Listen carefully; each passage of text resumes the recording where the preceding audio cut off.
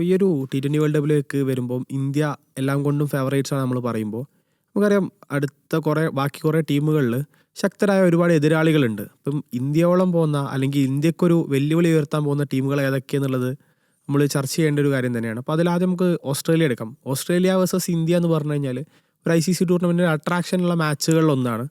സ്വാഭാവികമായിട്ടും ഓസ്ട്രേലിയ എല്ലാ വേൾഡ് കപ്പിനും അല്ലെങ്കിൽ എല്ലാ ടൂർണമെൻറ്റ്സിന് വരുമ്പോഴും പലപ്പോഴും ഒരു ഫേവറേറ്റ് ആയിട്ട് പരിഗണിക്കപ്പെടുന്ന ടീമാണ്. പക്ഷേ ഈ ഒരു വേൾഡ് കപ്പിലേക്ക് വരുമ്പോൾ അവർക്ക് മിച്ചൽ സ്റ്റാർക്ക് റിട്ടയർഡ് ആണ് 2020s നിന്ന്. പാറ്റ് കമ്മിൻസ് ഇഞ്ചേർഡ് ആയിട്ട് പുറത്തു പോകുന്നു. ഇപ്പോൾ ലേറ്റസ്റ്റ് ആയിട്ട് ജോഷ് ഹേസൽവുഡും പരിക്കേറ്റ് പുറത്തു പോകുന്നു. അപ്പോൾ അവരൊരു പ്രീമിയം പേസ് അറ്റാക്കിൻ്റെ ട്രയോ ആണ്. ഈ മൂന്നാളുകളില്ലാതെ അവർ വരുമ്പോൾ അവരെത്രത്തോളം ശക്തരാണ്. നമുക്കറിയാം പാകിസ്ഥാനായിട്ട് ഇപ്പോൾ നടന്ന T20 പരമ്പരയിലും അവർ തോൽക്കുമ്പോൾ നമ്മൾ പറയുന്നത് ഓസ്ട്രേലിയ അവരുടെ അഭിനയം തുടങ്ങി, ആക്ടിങ് തുടങ്ങി എന്നുള്ളതാണ് പറയുന്നത്. പക്ഷെ അതിലപ്പുറത്തേക്ക് ഈ ഒരു നിരയുമായി വരുന്ന ഓസ്ട്രേലിയ എത്രത്തോളം ഇന്ത്യ വായിക്കണം? നമ്മൾ ഈ ഓസ്ട്രേലിയ എന്ന് പറയുമ്പോൾ എല്ലാവർക്കും അറിയാം, ക്രിക്കറ്റിലെ ഏറ്റവും സക്സസ്ഫുൾ ആയ അല്ലെങ്കിൽ ഏറ്റവും ICC ടൂർണമെൻറ്റിലെ ഏറ്റവും സക്സസ്ഫുൾ ടീം എന്ന് പറയുന്നത് ഓസ്ട്രേലിയയാണ്. പക്ഷേ അതിൽ എല്ലാവരും മറന്നു പോകുന്നൊരു കാര്യം എന്ന് പറയുന്നത് ഓസ്ട്രേലിയക്ക് ഒരിക്കലും T20യിൽ വൺ ഡേയിലും ടെസ്റ്റിലുള്ളൊരു ഡോമിനൻസ് ഉണ്ടായിട്ടില്ല. അപ്പോൾ നമ്മൾ പലരും അതങ്ങനെ പറയില്ല, കാരണം ഓസ്ട്രേലിയ അങ്ങനെ ഡോമിനൻസ് ഇല്ല എന്ന് പറയാൻ പറ്റുമെന്ന് ചോദിക്കും. പക്ഷേ നമ്മൾ T20 ലോകകപ്പിൻ്റെ ഹിസ്റ്ററി എടുത്ത് നോക്കൂ. ഇപ്പോൾ ഇന്ത്യയും ഇംഗ്ലണ്ടും 2 തവണ ചാമ്പ്യന്മാരായിട്ടുണ്ട്. ഓസ്ട്രേലിയ 1 തവണയാണ് ചാമ്പ്യന്മാരായിട്ടുള്ളത്. അതിന് 2021 അവർ ചാമ്പ്യന്മാരായിട്ടുള്ളത്. ഇന്ത്യ 2 വട്ടം, 1 വട്ടം റണ്ണേഴ്സപ്പ് ആയിട്ടുണ്ട്, 2014 റണ്ണേഴ്സപ്പാണ്. ഇംഗ്ലണ്ട് റണ്ണേഴ്സപ്പ് ആയിട്ടുണ്ട്. പക്ഷേ ഓസ്ട്രേലിയ 1 വട്ടം മാത്രമാണ് റണ്ണേഴ്സപ്പ് ആയിട്ടുള്ളത്. അങ്ങനെ ഓസ്ട്രേലിയയുടെ ഒരു T20 ലോകകപ്പിൻ്റെ ഹിസ്റ്ററി നോക്കുമ്പോൾ ഇന്ത്യക്കും ഇംഗ്ലണ്ടിനൊക്കെ താഴെയാണ്. ഞാൻ പറയുന്നത് T20 ലോകകപ്പിൽ മാത്രമാണ്, വൺഡേയിലല്ല.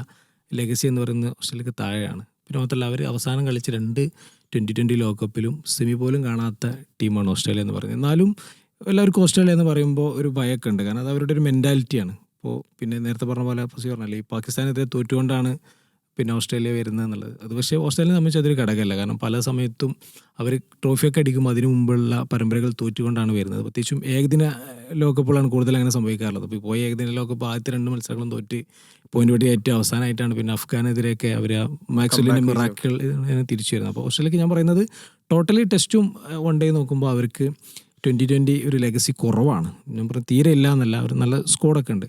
പക്ഷെ അവർ കുറച്ച് ട്രാൻസ്ഫോർമേഷൻ നടത്തിയിട്ടുണ്ട്. പ്രത്യേകിച്ചും ഈ ഒരു പോയ 2024 2020 തോറ്റതിന് ശേഷം അവർ ഭയങ്കരമായിട്ട് ടീമിനെ അപ്ഗ്രേഡ് ചെയ്തിട്ടുണ്ട്. ഇപ്പോൾ ഇന്ത്യ നേരത്തെ പറഞ്ഞ പോലെ അഗ്രസീവ് ശൈലിയിലേക്ക് മാറിയപ്പോൾ അവർ ഈ ബിഗ് ബാഷിലേക്ക് താരങ്ങളെ വെച്ചിട്ട് ടീമിനെ കുറച്ചും കൂടി അഗ്രസീവിലേക്ക് മാറ്റി. മിച്ചൽ മാർഷ് എന്ന് പറയുന്ന ക്യാപ്റ്റൻ വന്നു, അങ്ങനെ ഒരു മാറി. പിന്നെ സ്ഥിരം കുറേ മുഖങ്ങളൊക്കെ T20 നിന്ന് മാറി തുടങ്ങി. ഇപ്പോൾ സ്മിത്തിനെ പോലെയുള്ള താരങ്ങളൊക്കെ കാണാതായി, പുതിയ ഒരുപാട് താരങ്ങൾ വന്നു. അവരും എനിക്ക് തോന്നുന്നത് ഇന്ത്യ കഴിഞ്ഞാൽ T20 അടുത്ത കാലത്ത് ഏറ്റവും നല്ലൊരു റിസൾട്ടുള്ള ടീമാണ്. അതുപോലെ അവസാനം കളിച്ച് 24 മത്സരങ്ങളിൽ 17 വിജയിച്ചു. അതിൽ തന്നെ 3 തോൽക്കുന്നത് ഈ പാകിസ്ഥാനെ എതിരെയുള്ളതാണ്. അപ്പോൾ പക്ഷേ അവർക്ക് ബാറ്റിംഗ് എനിക്ക് തോന്നുന്നത് ഭയങ്കര ശക്തം തന്നെയാണ് ഓസ്ട്രേലിയ. ട്രാവിസ് ഹെഡ് ഉണ്ട്, മിച്ചൽ മാർഷ് ഉണ്ട്. ഒന്നാമത്തെ ഡെഡ്ലി കോംബോ തന്നെയാണ് ഓപ്പണിംഗ് ഉള്ളത്. പിന്നെയും ഒരുപാട് ഫിനിഷർമാരൊക്കെ ഉണ്ട്. ഇപ്പോൾ നമ്മുടെ RCBയുടെ ടീം ഡേവിഡ് ഉണ്ട്. അതിനിടയ്ക്ക് കാമറൂൺ ഗീനെ പോലുള്ള ഓൾറൗണ്ടേഴ്സ് ഉണ്ട്. പിന്നെ ഗ്ലെൻ മാക്സ്വെല്ല് ഏത് സമയത്തും കത്താൻ സാധ്യതയുള്ള ഒരു താരമാണ്. മാർക്കസ് സ്റ്റോയിനിസ് ഉണ്ട്, മാത്യു ഷോട്ട് ഉണ്ട്.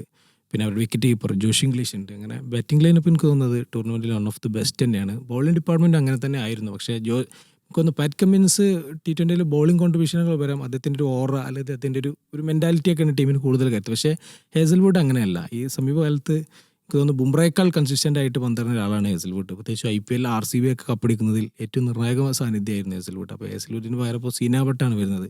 അവരുടെ ബോളിംഗ് ഡിപ്പാർട്ട്മെൻറ്റ് പ്രത്യേകിച്ചും വീക്കാണ്. എനിക്ക് തോന്നുന്നു ഇനിയിപ്പോൾ ഉള്ളതിൽ ബെസ്റ്റ് നെതാൻ എലിസ് ആയിരിക്കും ഒരു ബെസ്റ്റ് അറ്റാക്കിനെ നയിക്കുക. പിന്നീട് സ്പിൻ ഡിപ്പാർട്ട്മെൻറ്റ് കുറച്ചുകൂടി ഇതാണ്. ആഡൻ സാമ്പ കുറച്ചുകൂടി ബെറ്റർ സ്പിന്നറാണ്. അതിൻ്റെ കൂടെ ഈ ബാറ്റിങ്ങിലുള്ള പലരും പന്തെടുക്കാൻ പോകുന്നവർ തന്നെയാണ്. ഇപ്പോൾ ട്രാവിസ് ഹെഡ് എടുക്കുക പന്തറിയുന്നതാണ്. മാക്സ്വെൽ ഒരു സ്പിന്നറുടെ കപ്പാസിറ്റിയുള്ള ആളാണ്. മറ്റേ കുഞ്ഞിമാൻ എന്ന് പറയുന്ന താരമുണ്ട്. അപ്പോൾ ഓസ്ട്രേലിയ എനിക്ക് തോന്നുന്നത് ഹേസൽവുഡ് കൂടി ഉണ്ടെങ്കിൽ ഒന്നുകൂടി ഫേവററ്റുകളായിരുന്നേ. അവരുടെ പരിക്കൂടി പറ്റിയപ്പോൾ അവരൊന്നുകൂടി ഡൗൺ ആയി എന്നാണ് എനിക്ക് തോന്നുന്നത്. ഇപ്പോൾ ഇന്ത്യയും ഓസ്ട്രേലിയയൊക്കെ തുടർച്ചയായി ഒരുപാട് മത്സരങ്ങൾ അല്ലെങ്കിൽ ഒരു സ്ട്രീക്ക് മെയിൻറ്റെയിൻ ചെയ്യുന്ന പോലെ തന്നെ സമീപകാലത്ത് അതേ സ്ട്രീക്ക് മെയിൻറ്റെയിൻ ചെയ്ത മറ്റൊരു ടീമാണ് ഇംഗ്ലണ്ട്. ഇപ്പോൾ ഇംഗ്ലണ്ടും നമുക്കറിയാം ഫേവറേറ്റുകളാണ്, അല്ലെങ്കിൽ ഒരു ടോപ്പ് ടീമുകളിലൊന്നാണ്. നമ്മൾ ഈ പറയുന്ന സർപ്രൈസുകളൊന്നും നടന്നിട്ടില്ലെങ്കിൽ ഒരു ടോപ്പ് 4 മുന്നേറാൻ സാധ്യതയുള്ള ഒരു സ്ട്രോങ് സ്ക്വാഡുമായിട്ടാണ് അവരും വരുന്നത്. അവരുടെ ഒരു സാധ്യതകൾ എത്രത്തോളം ഉണ്ട്? ഇംഗ്ലണ്ട് സത്യം പറഞ്ഞാൽ 2010 അല്ലെങ്കിൽ 15 വരെയൊക്കെ വൈറ്റ് ബോളിൽ അവർ ടെസ്റ്റാണ്, അവരുടെ ഇംഗ്ലീഷുകാർ ട്രഡീഷണലി കളിക്കുന്ന ടെസ്റ്റാണ്. പക്ഷേ അവർ വൈറ്റ് ബോളിൽ ഭയങ്കര ട്രാൻസ്ഫോർമേഷൻ ഉണ്ടാക്കിയ ഒരു ടീമായിരുന്നു. പ്രത്യേകിച്ചും ഇയാൻ മോർഗൻ, ടർബേലീസിൻ്റെ കാലത്ത് അതിൻ്റെ ഒരു ഗുണമാർക്ക് കിട്ടിയിട്ടുണ്ട്. അവർ 2016 T20 ലോകകപ്പിൽ ബ്രാത്ത്വേറ്റിന് മുമ്പിലാണ് തോൽക്കുന്നത്, ഫൈനലിലെത്തി. പിന്നീട് നടന്ന ടൂർണമെൻറ്റ് 2021 പിന്നെ സെമിയിൽ പോയി. പക്ഷെ അന്ന് അവർ ഫേവറേറ്റ് ആണ് വന്നത്. 2022 അവർ വീണ്ടും ജേതാക്കളായി. പോയ വർഷവും അവർ പിന്നെ സെമിയിലാണ് പോകുന്നത്. അതായത് ഏറ്റവും കൺസിസ്റ്റൻറ്റ് പെർഫോമൻസ് നോക്കുമ്പോൾ ഇന്ത്യ പോലും 2021 ഗ്രൂപ്പ് പുറത്തായിട്ടുണ്ട്. അങ്ങനെ കൺസിസ്റ്റൻറ്റ് പെർഫോം നോക്കുമ്പോൾ ഇംഗ്ലണ്ട് ഒരു ബെറ്ററാണ്. പിന്നെ അവരും ഈ പറഞ്ഞ പോലെ അവരുടെ പ്രശ്നം എനിക്ക് തോന്നുന്നത് ബാറ്റിംഗ് അതിശക്തമാണ്. തോന്നുന്നത് ഇന്ത്യ, ഓസ്ട്രേലിയ അല്ലെങ്കിൽ ഓസ്ട്രേലിയക്ക് മേലെ വേണമെങ്കിൽ ഒക്കെ അല്ലെങ്കിൽ ആ ഒരു കട്ടക്കുള്ള ബാറ്റിംഗ് ലൈനപ്പ് തന്നെയാണ്. പ്രത്യേകിച്ചും അവരുടെ ഈ പല ഫ്രാഞ്ചൈസി ലീഗുകൾ നമ്മൾ കണ്ടിട്ടുള്ള ഒരുപാട് ആളുകളാണ്. ഇപ്പോൾ നമ്മൾ ഫിൽ സോൾട്ടാണ് അവരുടെ ഒരു ഓപ്പണിങ്ങിൽ പ്രധാനപ്പെട്ട ഒരാൾ. ജോസ് ബട്ട്ലർ മറ്റൊരാളാണ്. ക്യാപ്റ്റൻ ഹാരി ബ്രൂക്ക് ഭയങ്കര വെടിക്കെട്ടിന് സാധ്യതയുള്ള ആളാണ്. Liam Livingstone മറ്റൊരാളാണ്. സംകറൻ ബാറ്റും ബോളും ചെയ്യാൻ പറ്റുന്ന പ്ലെയറാണ്. അങ്ങനെ നോക്കുമ്പോൾ ഒരുപാടുണ്ട്. അവരുടെ ഒരു പൊട്ടൻഷ്യൽ അവർ ഒരിടം കാണിച്ചതാണ്. നമ്മൾ ദക്ഷിണാഫ്രിക്കയ്ക്കെതിരെ റബാഡയ്ക്കെതിരെയുള്ള ക്വാളിറ്റി ബോളിംഗ് അറ്റാക്കിനെതിരെയാണ് അവർ 300 അടിച്ചിട്ടുള്ളത്. അവരുടെ ഒരു ബാറ്റിങ്ങിൻ്റെ എന്താ പറയുക ക്വാളിറ്റിയാണ്. പക്ഷേ അവരുടെ ബോളിംഗ് താരതമ്യേന വീക്കാണെന്നാണ് എനിക്ക് തോന്നുന്നത്. ജോഫ്ര ആർച്ചർ ഉണ്ട്. പക്ഷേ ജോഫ്ര ആർച്ചർ ഈ പറഞ്ഞ പോലെ ഇഞ്ചുറിക്ക് ശേഷം പോയ കാലത്തെ ജോഫ്ര ആർച്ചർ അല്ല. അപ്പോൾ എനിക്ക് തോന്നുന്നു പേസ് ബോളിങ്ങിൽ ഒരു ആർച്ചർക്ക് ഒപ്പം നിൽക്കാൻ പോകുന്ന ആളുകളൊരു അഭാവമുണ്ട്. എനിക്ക് തോന്നുന്നു കുറേയൊക്കെ സംകറനൊക്കെ വെച്ചിട്ടായിരിക്കും ബാലൻസ് ചെയ്യുക. സംകറൻ ഒരു എന്താ പറയുക ചിലപ്പോൾ കൺസിസ്റ്റൻ്റായി പെർഫോം ചെയ്യും. 2022 ലോകകപ്പിലെ ബെസ്റ്റ് പ്ലെയർ ആയിരുന്നു. പക്ഷേ അദ്ദേഹം എത്രത്തോളം കൺസിസ്റ്റൻ്റ് ആകുമെന്ന് കണ്ടറിയാം. പിന്നീട് സ്പിന്നറായിട്ടുള്ളത് വെറ്ററാൻ നമ്മൾ ആദിൽ റഷീദ് തന്നെയാണ് ഉള്ളത്. പിന്നീട് അതിനിടയ്ക്ക് ഇങ്ങനെ ഓരോരോ ജോഷ് ടോങ്ങിനൊക്കെ പോലെയുള്ള അങ്ങനെയൊക്കെ ഒരുപാട് ബോളേഴ്സിന് ഇടയിലായി ഉണ്ടാകും. ഒരു ബോളിംഗ് ഡിപ്പാർട്ട്മെൻറ്റ് അവർ വീക്ക് ആണെന്നാണ് എനിക്ക് തോന്നുന്നത്. പക്ഷേ ബാറ്റിംഗ് ഡിപ്പാർട്ട്മെൻറ്റ് ഭയങ്കര ഡെപ്താണ്. എനിക്ക് തോന്നുന്നത് 7-മനോ ഒരു 8-മൻ 9-മൻ വരെ ബാറ്റിംഗ് ലൈനപ്പ് അവർക്കുണ്ട്. ഇംഗ്ലണ്ട് എനിക്കൊന്ന് വൺ ഓഫ് ദ ഫേവറേറ്റ്സ് തന്നെയാണ് ടൂർണമെന്റിൽ എന്നാണ് എനിക്ക് തോന്നുന്നത്. ഈ സാൾട്ടും ബട്ട്ലറൊക്കെ ഇന്ത്യയിൽ ഒരുപാട് എക്സ്പീരിയൻസ് അപ്പോൾ അതും നന്നായിട്ട് ഗുണം ചെയ്യാനുള്ള സാധ്യതകളില്ല. അതെ, സ്പിന്നും കളിക്കുന്നവരാണ് ബട്ട്ലർ. ലിവിങ്സ്റ്റൺ ഒക്കെ സ്പിന്നും കൂടിയും കളിക്കാൻ കപ്പാസിറ്റി ആളാണ്. പിന്നെ ഈ ജേക്കബ് ബെത്തലാണ്, ഞാൻ വിട്ടുപോയ പേര്, ജേക്കബ് ബെത്തലുണ്ട്. അദ്ദേഹം സ്പിന്ന് കളിക്കുന്ന ആളാണ്. ഇംഗ്ലണ്ടും one of the favourite team തന്നെയാണ്. പിന്നെ ഉള്ളത് പാകിസ്ഥാനാണ്. പാകിസ്ഥാൻ ഒരുപക്ഷെ ഇന്ത്യക്ക് എതിരാളികളാകുമ്പോൾ ചോദിച്ചാൽ ഇന്ത്യയുമായി മത്സരം കളിക്കുന്നില്ല എന്ന് അവർ തീരുമാനിച്ചിരിക്കുകയാണ്. പക്ഷേ പാകിസ്ഥാൻ്റെ കയ്യിലുള്ള ഒരു വജ്രായുധമായിട്ട് അവർ പറയുന്നത് അവരുടെ ഒരു മിസ്റ്ററി സ്പിന്നർ ആളുണ്ടായിരുന്നു. അപ്പോൾ ആളുടെ ഉസ്മാൻ താരിഖിൻ്റെ ബോളിംഗ് ആക്ഷനെ പറ്റിയിട്ട് വിവാദങ്ങൾ എല്ലായിടത്തും ഉണ്ട്. ഇപ്പം കഴിഞ്ഞ മത്സരത്തിൽ പോലും ആളുടെ ബോളിൽ ഡിസ്മിസലായി പോകുമ്പം ആ ആക്ഷൻ അത് ചക്കിങ് ആണ്, മാങ്ങേറാണെന്ന് പറഞ്ഞ് ഓസ്ട്രേലിയൻ്റെ പ്ലേയേഴ്സ് പ്രശ്നമാക്കുന്നുണ്ട്. അപ്പം ആ ആളുടെ ഒരു ബോളിംഗ് ഇമ്പാക്ട് ഈ ഒരു ടൂർണമെൻറ്റിൽ എത്രത്തോളം ഉണ്ടാവും? പൊതുവെ പാകിസ്ഥാന് വൺ ഓഫ് ദ ഏറ്റവും ബെസ്റ്റ് സ്പിൻ അറ്റാക്കുള്ള ടീമാണ്. അതിന് 2 കാരണമുണ്ട്. ഒന്ന്, പാകിസ്ഥാൻ പൊതുവെ സ്പിന്നേഴ്സ് ഉണ്ടാകുന്നതാണ്. പിന്നെ അവർ കളിക്കുന്നത് ശ്രീലങ്കയിലാണ്. അവർ ഇന്ത്യയിൽ മത്സരം കളിക്കും. ഇന്ത്യയേക്കാൾ പൊതുവെ സ്പിന്നിന് ഭയങ്കര തുണക്കുന്ന പിച്ചാണ് ശ്രീലങ്കയുള്ളത്. പിന്നെ അവർക്കറിയാം അവർ നോക്കൗട്ട് എവിടെ പോയാലും ശ്രീലങ്കയിൽ തന്നെ ആയിരിക്കും മത്സരങ്ങൾ കളിക്കുക എന്ന് അവർക്കറിയാം. അത് ഭയങ്കര അഡ്വാൻറ്റേജ് ആണ്. ഇപ്പോൾ ചാമ്പ്യൻസ് ട്രോഫിയിൽ ഇന്ത്യക്ക് അഡ്വാൻറ്റേജ് ഉണ്ടായിരുന്നു. ഇന്ത്യ UAE കളിക്കുമ്പോൾ ഇന്ത്യ ടീം പ്രഖ്യാപിക്കുമ്പോൾ തന്നെ ഒരുപാട് സ്പിന്നേഴ്സിനെ എടുത്തിട്ടാണ് പോയത്. കുൽദീപ്, വരുൺ, അങ്ങനെ സ്പെഷ്യലിസ്റ്റ് സ്പിന്നർമാരും സ്പിൻ ഓൾറൗണ്ടേഴ്സും ഉണ്ടായിരുന്നു. ജഡേജക്കടക്കം 5 സ്പിന്നേറ്റ് ഒരേ ടൈം ടീം ഉണ്ടാവും. അതുപോലെ തന്നെയാണ് പാകിസ്ഥാൻ. ഉസ്മാൻ താരിഖ് എന്ന് പറയുന്ന മിസ്റ്ററി സ്പിന്നർ ഉണ്ട്. സൈം അയ്യൂബ് എന്ന് പറയുന്നൊരു ഓൾറൗണ്ടർ ഉണ്ട്. പിന്നെയും ഉണ്ട് ഈ ശതാബ് പോലെയുള്ള 4-5 സ്പിന്ന് എറിയാൻ പറ്റുന്നവർ ആ ടീമിൽ. അത് അവർക്ക് തീർച്ചയായിട്ടും ടൂർണമെൻറ്റിൽ ഭയങ്കര അഡ്വാൻറ്റേജ് ഉണ്ടാവും. പിന്നെ ഈ പറഞ്ഞപ്പോൾ ഉസ്മാൻ താരിഖിൻ്റെ വിഷയം വേറെ തന്നെയാണ്. അദ്ദേഹത്തിൻ്റെ ആക്ഷൻ എന്ന് പറയുന്നത് നമ്മൾ മുമ്പ് ഒരു വീഡിയോ ചെയ്തിട്ടുണ്ടായിരുന്നു. അദ്ദേഹത്തിൻ്റെ ആക്ഷൻ എന്ന് പറയുന്നത് മലിംഗയെ പോലെ ചെരിച്ചെറിയുന്ന ഒരു ആക്ഷനാണ്. മാത്രമല്ല അദ്ദേഹം ഒന്ന് പൗസാക്കിയിട്ടാണ് ബോൾ എറിയുക.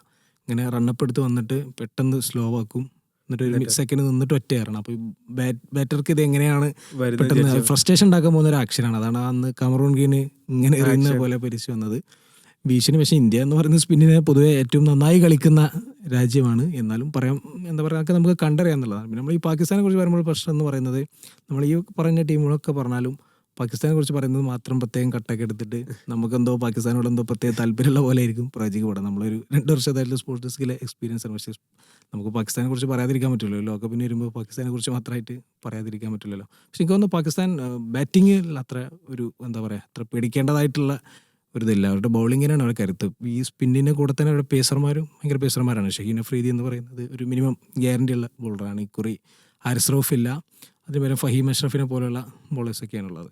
പിന്നെ ബോളിങ്ങിൽ അവർ വൺ ഓഫ് ദ ബെസ്റ്റാണ്. ബാറ്റിങ് പക്ഷേ എന്തൊക്കെ ഇപ്പോൾ ഈ ബാബർ അസമൊക്കെ ഇറങ്ങുമെന്ന് തന്നെ കണ്ടറിയണം. പക്ഷേ അവരുടെ ക്യാപ്റ്റൻ സൽമാനൊക്കെ കുറച്ച് ഫോമിലാണ്. എന്നാലും ഒരു ഫിനിഷിങ് എബിലിറ്റി ഉള്ള അല്ലെങ്കിൽ ഒറ്റയ്ക്കൊരു മത്സരമൊന്നും ജയിപ്പിക്കാൻ പറ്റുന്ന ബാറ്റേഴ്സിൻ്റെ അഭാവം അവർക്ക് ഉണ്ടെന്നാണ്. പിന്നെ ഈ പാകിസ്ഥാനെ കുറിച്ച് എല്ലാ കാലത്തും ക്രിക്കറ്റിൽ പറയുന്നത് അവരൊരു അൺപ്രഡിക്റ്റബിൾ സൈഡാന്നുള്ളതാണ്. ചില ടൂർണമെൻറ്റിൽ ഒന്നും അല്ലാതെ വന്നിട്ട് കപ്പടിക്കും, ഭയങ്കര ഹൈപ്പിൽ വന്നിട്ട് മോശമായിരുന്നു. ഇപ്പോൾ ഈ 2022 ലോകകപ്പ് നോക്കിയാൽ മതി. അവർ ആദ്യം ഇന്ത്യയോട് ആ കോഹ്ലിയുടെ ഇന്നിങ്സിൽ തോറ്റു, പിന്നീട് സിംബാബ്വേയോട് തോറ്റു. അതോടെ പാകിസ്ഥാൻ എല്ലാവരും തീർന്നെന്ന് വിചാരിച്ചാൽ. പക്ഷെ അവരന്ന് ഫൈനൽ വരെ പോയി. അതിനിടയ്ക്ക് വലിയ ടീമിനെ തോൽപ്പി. ഈ പാകിസ്ഥാൻ ക്രിക്കറ്റ് എല്ലാ കാലത്തും അങ്ങനത്തെയാണ്. അൺപ്രഡിക്റ്റബിൾ എന്ന് വിളിക്കാവുന്നൊരു ടീമാണെന്നാണ് എനിക്ക് തോന്നുന്നത്. ഇപ്പോൾ ഒറ്റക്കൊരു മത്സരം വിജയിപ്പിക്കുക എന്ന് പറഞ്ഞാൽ പ്രത്യേകിച്ച് T20 ഭയങ്കര നിർണായകമായ ഒരു സാധനം. അപ്പോൾ അങ്ങനെ ഒരു സ്ക്വാഡ് അല്ലെങ്കിൽ എല്ലാ താരങ്ങൾക്കും അത്തരത്തിലൊരു എബിലിറ്റി ഉള്ള സ്ക്വാഡായിരുന്നു മുമ്പത്തെ വെസ്റ്റ് ഇൻഡീസ്. അപ്പോൾ 2016 വരെയൊക്കെയുള്ള അല്ലെങ്കിൽ ആ ഒരു സീസണിലൊക്കെ ഉള്ള ടീം എന്ന് പറഞ്ഞാൽ ആ താരങ്ങളൊക്കെ പറഞ്ഞാൽ ഒറ്റയ്ക്ക് മത്സരം വിജയിപ്പിക്കാൻ പോകുന്ന താരങ്ങളായിരുന്നു. ബാറ്റ് ചെയ്യാനും ബോൾ ചെയ്യാനും ഫീൽഡിങ്ങിലായാലും എല്ലാം കൊണ്ടും ഇമ്പാക്ട്ഫുൾ ആയ താരങ്ങളായിരുന്നു. പക്ഷേ ഇപ്പോഴത്തെ ഒരു വെസ്റ്റ് ഇൻഡീസ് ആ പഴയ ഒരു ഓറ ഇല്ലാത്ത ഒരു നോർമൽ സെക്കൻഡ് ഡിവിഷൻ ടീം പോലെ അല്ലെങ്കിൽ ഒരു രണ്ടാം കിട ടീം പോലെ ആളുകൾ ജഡ്ജ് ചെയ്യപ്പെടുന്നു. ഒരു വെസ്റ്റ് ഇൻഡീസിന് ശരിക്കും ഈ ഒരു ലോകകപ്പിൽ എന്തെങ്കിലും സാധ്യതകൾ നമ്മൾ പരിഗണിക്കണം. നമ്മൾ ഈ വെസ്റ്റ് ഇൻഡീസിനെ കുറിച്ച് പറയുമ്പോൾ അവർ ടെസ്റ്റിലും ഏകദിനത്തിലും ഒക്കെ ഒരു ഡൗൺഫോൾ സംഭവിച്ചപ്പോഴും അവർ പിടിച്ചു നിന്നൊരു ഫോർമാറ്റ് T20 ആയിരുന്നു. കാരണം അവർ ഇൻഡിവിജ്വൽ ബ്രില്യൻസ് ഉള്ള ഒരുപാട് പ്ലേയേഴ്സ് ഉണ്ടായിരുന്നു. ലോകത്തെ എല്ലാ ഫ്രാഞ്ചൈസി ലീഗുകളിലേക്കും ഏറ്റവും കൂടുതൽ കളിക്കാൻ പോയിരുന്നത് വെസ്റ്റ് ഇൻഡീസാണ്. രാജ്യം എന്ന് പറയാൻ പറ്റില്ല, ഒരു കൺസോർഷ്യമാണ്, ഒരുപാട് ദ്വീപ് രാജ്യങ്ങൾ കൺസോർഷ്യമാണ്. അപ്പോൾ അതിന് കളിക്കാൻ കാരണം അവരെ പറഞ്ഞിട്ട് കാര്യമില്ല, അതിലേക്ക് പ്രചോദിപ്പിക്കുന്നൊന്നുമില്ല. കാരണം ഒരു നാഷനല്ല. അപ്പോൾ സൗത്ത് അമേരിക്ക എടുക്കുന്ന ഗയാന മുതൽ ഒരുപാട് ദ്വീപ് രാജ്യങ്ങളിലൊരു കൺസോർഷ്യമാണ്. അപ്പോൾ ഏതൊരു കൂട്ടായ്മയ്ക്ക് വേണ്ടി കളിക്കുന്ന പോലെ അവിടുത്തെ താരങ്ങൾക്ക്, അതുകൊണ്ട് തന്നെ അവർ ആ ഒരു രാജ്യത്തിന് വേണ്ടി കളിക്കുന്ന ഏതാനും ലക്ഷങ്ങളെക്കാൾ ബെറ്റർ ഫ്രാഞ്ചൈസി ലീഗുകൾ പോയി കോടികൾ സമ്പാദിക്കുന്നുണ്ട്. അങ്ങനെ എല്ലാ ഫ്രാഞ്ചൈസി ലീഗുകളും പോയിട്ട് വെസ്റ്റ് ഇൻഡീസ് താരങ്ങളാണ് സൂപ്പർ സ്റ്റാറുകളായത്. ഗെയിലായാലും പൊള്ളാടായാലും സുനിൽ നരേനായാലും പിന്നെ റസലായാലും ഭയങ്കര താരങ്ങൾ. അതെ, ബ്രാവോ, അങ്ങനെ ഒരുപാട് T20 പ്ലേയേഴ്സ് ഉണ്ടായിരുന്നു. അതിൻ്റെ ഒരു ഗുണമാണ് അവർക്ക് T20 കിട്ടിയത്. 2012-ലും 2016-ലും അവർ ചാമ്പ്യന്മാരായി. പക്ഷേ ഇപ്പോൾ നമ്മൾ നോക്കുമ്പോൾ, അതായത് 2024 മുതൽ 2026 വരെയുള്ള ഒരു സൈക്കിൾ നോക്കുമ്പോൾ ഏറ്റവും മോശം റെക്കോർഡുള്ള ടീമാണ് വെസ്റ്റ് ഇൻഡീസ് എന്ന് പറയുന്നത്. പ്രത്യേകിച്ച് അവരുടെ വിൻ ലോസ് റേഷ്യോ ഒക്കെ എനിക്കൊന്ന് ഭയങ്കര ദാരുണം എന്ന് വിളിക്കാവുന്നതാണ്. 40-ലേറെ മത്സരങ്ങൾ കളിച്ചിട്ടും വളരെ 12, എനിക്ക് തോന്നുന്നു കൃത്യമായ നമ്പറില്ല, എന്നാലും 12 മത്സരങ്ങളായിട്ടാണ് ജയിച്ചിട്ടുള്ളത്. അത്രയും നാണം കെട്ട രീതിയിലാണ് അവർ തോൽക്കുന്നത്. പക്ഷേ എന്നാലും നമ്മൾ ആ ടീം നോക്കുമ്പോൾ ഇൻഡിവിജ്വൽ ബ്രില്യൻസ് അല്ലെങ്കിൽ വെടിക്കെട്ടിന് പോകുന്ന ഒരുപാട് ബാറ്റേഴ്സ് അതിലുണ്ട്. ഷായ് ഹോപ്പാണ് ഒരു പ്രധാനപ്പെട്ട ആളെന്ന് പറയുന്നത്. പിന്നെ കൂടെ ഒരു എന്താ പറയുക, ജഗജില്ലി എന്ന് വിളിക്കുന്ന ഒരുപാട് താരങ്ങളുണ്ട്. ഇപ്പോൾ ഹിറ്റ്മെയർ ഉണ്ട്, റോമാൻ പവലുണ്ട്, റൊമാരിയോ ഷെഫേഡ്, റദർഫോർഡ്, ഇങ്ങനെ നീളുന്ന ഉണ്ട്. പിന്നെ എക്സ്പീരിയൻസ് ജേസൺ ഹോൾഡർ ഉണ്ട്. പിന്നെ ബൗളിങ്ങിലേക്കൊന്ന് ഷമാർ ജോസഫാണ് അവരുടെ ഒരു കുന്തമന, ഒരു സ്പീഡ് സ്റ്റാർ ആയിട്ടുള്ള.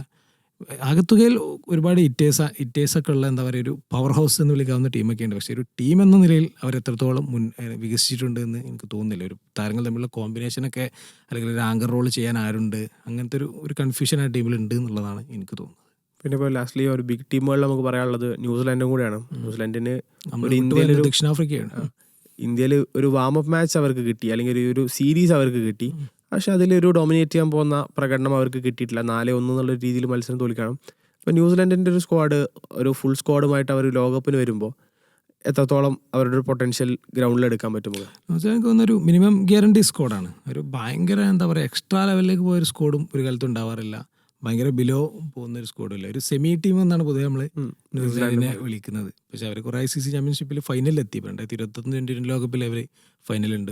ഇതൊക്കെ ഏകദിന ടൂർണമെൻറ്റുകൾ പലതിലും അവരാണ് ഫൈനൽ. 15-19 ലോകകപ്പിൽ അവർ ഫൈനലുണ്ട്. ചാമ്പ്യൻസ് ട്രോഫി പോയ വർഷം ഫൈനലുണ്ട് എനിക്ക് തോന്നുന്നു. പക്ഷേ അവർക്കും ഒരു ആകത്തുകയിൽ ടീമിൻ്റെ ഒരു കോമ്പിനേഷനിൽ പ്രശ്നമുണ്ട്. ഇപ്പോൾ ഓപ്പണിങ്ങിലൊക്കെ ഫിന്നാലിനൊക്കെ പോലെയുള്ള താരങ്ങളുണ്ട്. ഡെവൻ കോൺവോയ്, ഡാരി മിച്ചൽ, ഇവരൊക്കെ പൊതുവെ ഇന്ത്യൻ കണ്ടീഷൻസിൽ നന്നായി പരിചയമുള്ളവരാണ്. ഇന്ത്യക്കെതിരെ സീരീസ് കിട്ടിയതും ഗുണമാണ്. ബൗളിങ്ങിലും അത്രക്ക് ആശങ്കകളൊന്നുമില്ല. സാൻഡർ പോലുള്ള സ്പിന്നേഴ്സ് ഉണ്ട്.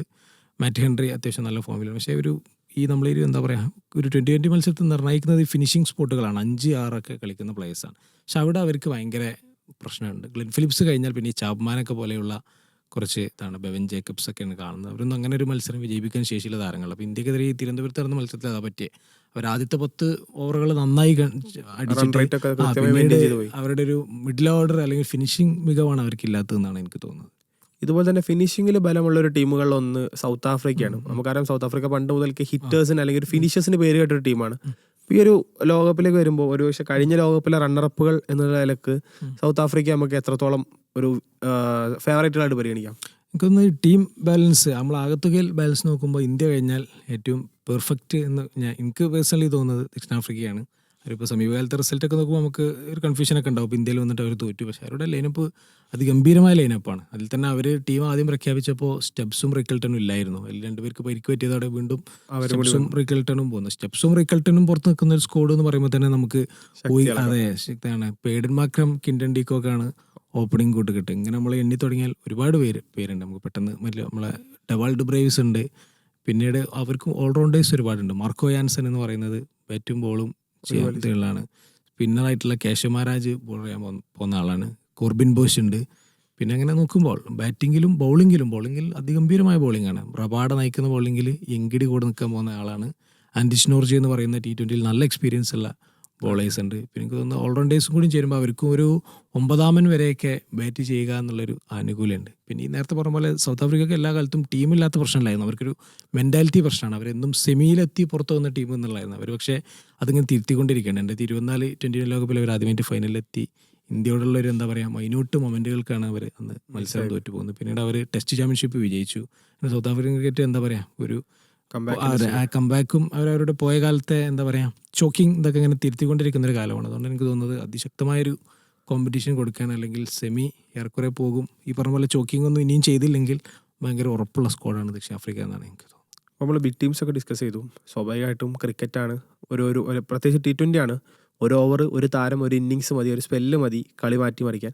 അപ്പോൾ ഒരു സർപ്രൈസ് എൻട്രി ആയിട്ട് നമുക്കൊരു അല്ലെങ്കിൽ ആരെങ്കിലും ഒരാളെ ഒരു അട്ടിമറി എന്നൊക്കെ അല്ലെങ്കിൽ ഒരു ബ്ലാക്ക് ഹൗസ് ആയിട്ട് പരിഗണിക്കാൻ പറ്റുന്ന ടീമുകൾ ഏതെങ്കിലും ഒരു വേൾഡ് കപ്പിൽ ആരായിരിക്കും? പരമാവധി സെമി വരെയൊക്കെ ചിലപ്പോൾ അഫ്ഗാനിസ്ഥാൻ എന്നാണ് എൻ്റെ ഒരു തോന്നൽ. പിന്നെ ലങ്ക സ്വന്തം നാട്ടിലാണ്, സ്പിൻ ഒക്കെ ഉള്ളൊരു ആനുകൂല്യമൊക്കെ ഉള്ളതുകൊണ്ട് ലങ്കക്കും ചെറിയൊരു ചാൻസ് ഉണ്ട്. മറ്റ് ടീമുകളൊക്കെ ഒറ്റപ്പെട്ട മത്സരങ്ങൾക്ക് അപ്പുറത്തേക്ക് ഒരു ടൂർണമെൻറ്റിൽ മൊത്തം ഇത്രയും കൺസിസ്റ്റൻ്റായി സൂപ്പർ 8 ചേച്ചു വരാനൊന്നും സാധ്യത എനിക്ക് തോന്നുന്നില്ല. ഗ്രൂപ്പ് ഘട്ടത്തിൽ ചിലപ്പോൾ 1-2 അട്ടിമറികൾക്ക് കുറഞ്ഞ സാധ്യതയില്ല. പൊതുവേ നമ്മളിപ്പോൾ ഈ പറഞ്ഞ ടീമുകളൊന്ന് തന്നെ കപ്പെടുക്കാനാണ് എല്ലാവിധ സാധ്യതകളും എന്നാണ് എനിക്ക് തോന്നുന്നത്.